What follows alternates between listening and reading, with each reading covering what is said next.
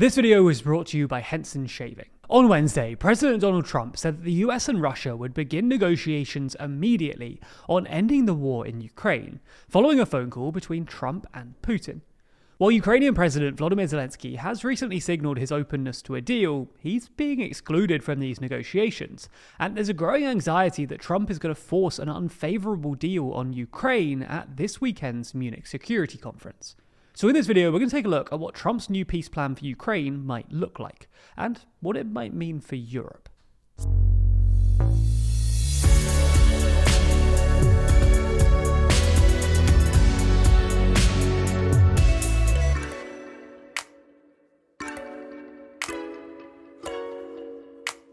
Hey, do you kind of hate us? Well, watch us respond to your criticisms, from bias to advertising or pronunciations, in our dedicated criticism response video. It's linked in the description. But let's start with some context. As we've detailed in previous videos, Ukraine and its European allies have always been worried about how Trump might deal with the war in Ukraine. During the campaign, he expressed skepticism about continuing aid to Ukraine and suggested that he'd sort out a deal on day one, which Ukraine and its allies worried would involve making massive concessions to Putin.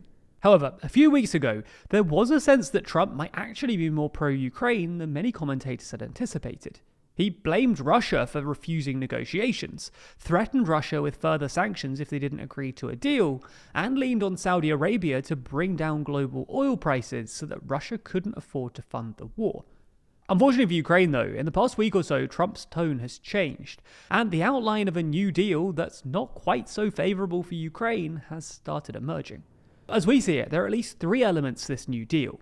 Ukraine won't join NATO, there won't be US troops on the ground, and the US will enjoy preferential access to Ukrainian natural resources after the war, with Trump being especially keen on Ukraine's rare earth deposits.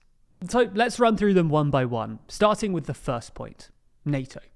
On Wednesday, Trump's new Secretary of Defense, Pete Hegseth, told a meeting of Ukraine's allies that, quote, the United States does not believe that NATO membership for Ukraine is a realistic outcome of a negotiated settlement. And that's a sentiment that was echoed by Trump a day later. This wasn't a total surprise though, given that Trump doesn't like NATO and wants to withdraw from it generally, but it still won't go down well with Ukraine. For context, in 1994, following the dissolution of the Soviet Union, Ukraine signed the Budapest Memorandum, which required Kyiv to surrender its inherited nuclear arsenal in exchange for assurances from the United States, United Kingdom, and Russia to uphold Ukraine's territorial sovereignty. However, these assurances proved inadequate during Russia's annexation of Crimea 2 decades later, when Ukraine's allies contested that the memorandum was not a legally binding treaty and provided merely assurances rather than firm guarantees. These past failures have fostered skepticism within Kyiv regarding Western commitments, and therefore the only sufficient guarantee Ukraine sees is NATO membership, which is why Zelensky has pushed so hard for it throughout the war. While few commentators expected Ukraine to immediately join NATO, there was hope that any peace deal would involve some longer-term accession plan. But the tone of Hegseth and Trump's comments suggests that that's unlikely. Anyway, on to the second point, no US troops on the ground.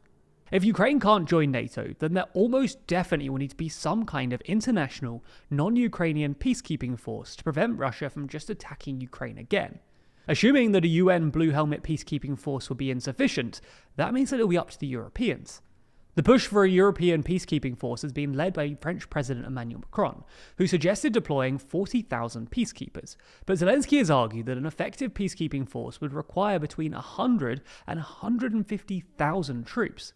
And to put that in perspective, the UK currently has a grand total of about 136,000 regular troops. Some have also suggested using NATO's tripwire strategy, which includes the limited deployment of NATO troops along the eastern flank as a deterrent to not provoke NATO's Article 5, may be more practical. But the tripwire strategy doesn't seem likely, as Trump's administration has stated that any NATO soldiers sent to Ukraine as peace seekers would not be covered by the alliance's mutual defense clause. What complicates things further is that the prospect of sending troops on the ground in whatever form isn't really that popular across Europe. While the UK's Prime Minister Keir Starmer, Macron, and the Baltic states have supported the idea, most other European nations just don't really want to get involved. For instance, in December, Macron visited Poland to try and get the Polish Prime Minister on board. That attempt sort of flopped. Poland ruled out sending troops and insists that it should not be NATO's border states with Russia that are involved with troops on the ground in Ukraine. Unsurprisingly, Zelensky isn't too happy about this. He told The Guardian earlier this week that security guarantees without America are not real security guarantees, and was probably hoping for a sizable US-led military force, akin to the one in South Korea. But it's hard to imagine what leverage he actually has to change Trump's mind about this. The third and final element of this new deal is that the US is apparently going to get some kind of privileged commercial access to Ukraine's mineral deposits. And this is something that Ukraine actually sort of offered Trump back in December. The New York Times actually reported that Ukraine refused to sign a mining deal with Biden so that they could save it for Trump. And Trump only really started talking about it earlier this month. Last week, for instance, he said, quote, "They're going to secure what we're giving them with rare earths and other things." And this week, he said that he wanted, quote, like $500 billion worth of rare earth, and sent his Treasury Secretary, Scott Bessent, on a trip to finalize the deal. Trump's enthusiasm for rare earths is probably related to his anxieties about China, because rare earths are used in a whole load of advanced technologies, but China currently accounts for about 60% of all rare earth mining, and about 90% of rare earth processing, which has created anxiety in Washington about America's dependence on China. Zelensky has actually explicitly made the case, in an attempt to persuade Trump, that should Ukraine lose the war, its mineral resources would fall into the hands of China, which already dominates global markets for such materials. However, at this point we should say that while Ukraine has clearly done a good job of advertising the mineral wealth to Trump, there's a fair bit of uncertainty about how much mineral wealth Ukraine actually has. While it's true that Ukraine has pretty substantial lithium and titanium reserves, it's not clear that it's well endowed when it comes to rare earths. Because while the Ukraine Geological Survey claims that there are some rare earth deposits in Ukraine, most of them are in areas actually currently controlled by Russia. This speaks to a more general truth about rare earths. Contrary to what the name suggests, they're not actually that rare geologically. The main issue is their extraction and processing is dirty and polluting. This is why the US actually used to be the world's largest producer of rare earths, before they essentially decided to offshore the dirty work of processing to poorer countries like China.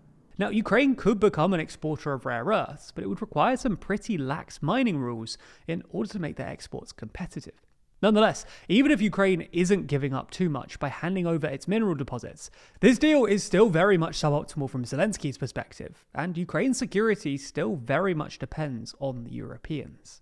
Lots of people actively don't like shaving. After all, it's expensive, with brands selling overpriced razor cartridges filled with useless technology. And even if you do pay for all of that stuff, you're often left with a bad experience. Razor burn, ingrown hairs, and irritation. That's a problem that Henson Shaving have aimed to solve with their razor, one that's actively designed to protect your skin.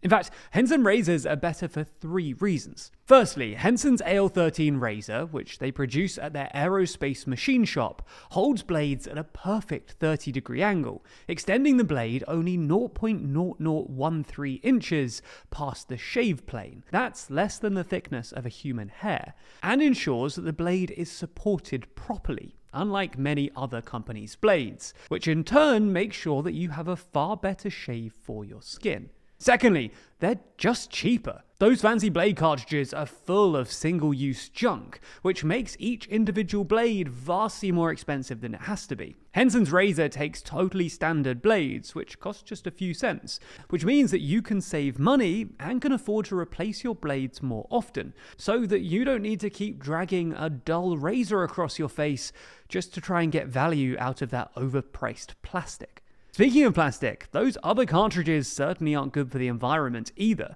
with 2 billion razor cartridges thrown away every year in the US alone. That's not true of Henson's blades though, which contain 0 plastic, even in their packaging. If you want to try it out, then click the link in the description, add a razor and 100 blades to your cart, and then once you've done that, use our discount code TLDR at checkout, and you'll get all of those blades absolutely free. Using our link and our code also means that they know that you came from us, which really helps us out.